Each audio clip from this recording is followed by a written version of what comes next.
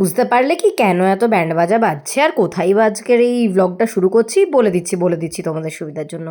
Hello everyone, welcome to my another mini blog. Radhe Radhe সবাইকে। তোমরা সবাই কেমন আছো?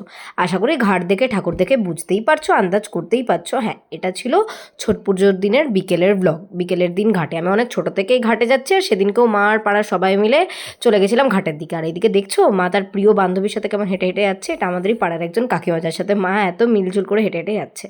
তো সেদিনকে প্রথমে ঠাকুর দর্শন করে দেন বিকেলের ঘাটে নেমে গেছিলাম একটু জল দিতে। কুলোর দিকে জল দিতে হয়, তোমরা সবাই জানবে, আর যারা ছট পুজো করে থাকো তারা তো জানবে। আর এখানে আমি দেখাচ্ছিলাম কুর্তিটা কত ভিজে গেছে। অনেক অনেক ভিড় হয় আমাদের ঘরের কাছে ঘাটেই। বাঙালিদের যেমন শ্রেষ্ঠ পুজো দুর্গা পুজো, তেমনি কিন্তু বিহারিদের শ্রেষ্ঠ পুজো ছট পুজো, খুব বেশি ভুল না হলে। আর আমাদের বাঙালিদের 12 মাসে 13 পার্বণে এনজয় করা ছাড়াও কিন্তু আমরা বাকিদের সমস্ত অনুষ্ঠানে সেমভাবে এনজয় করি। আর এখানে আমি মাকে জিজ্ঞেস করছিলাম, আচ্ছা মা, এখান থেকে যে চাটা দেওয়া হয়েছে তার টেস্ট কেমন? মা বলছে যে ঠিকঠাক, একদম ভালো না। আর সত্যি অত টেস্ট ভালো ছিল না, কিন্তু ওই ঠাকুরের কাছে গেছি, ঠাকুর দর্শন করেছি, জল দিয়েছি, ঘাটে পুজো করেছি, এই অনেক আনন্দ।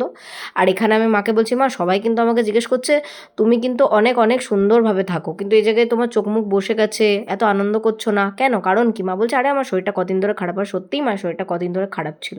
আর এখানে মা সেই যার সাথে হাত ধরে হাঁটছিল তার সাথে গল্প গল্প করছিল। কাকিমাও বলছিল হ্যাঁ তোর মায়ের শরীরটা খারাপ তাই। তো ফাইনালি সব কিছু করে আরামসে মজা আনন্দ করে পুজো টুজো করে চলেছিলাম ঘরে। আর এখানে আমি তোমাদেরকে এটাই রিকোয়েস্ট করছিলাম, প্লিজ পুজো হয়ে গেছে যখন ফাইনালি ঠেকুয়া দাও। বেশি ঠেকুয়াই পাওয়ানি, ঠেকুয়া না পেলে মরেই যাবো। উফ, ছোট পুজো আলেই কেমন মনটা ঠেকুয়া ঠেকুয়া করে। যাই হোক, রইলো আজকের দিনের ব্লগটা তোমাদের জন্য। কেমন লাগলো জানিও। টাটা bye bye, thanks for watching. আর হ্যাঁ, ভালো লাগলে লাইক করো, কমেন্ট করো, সাবস্ক্রাইব করো। টাটা বাই বাই।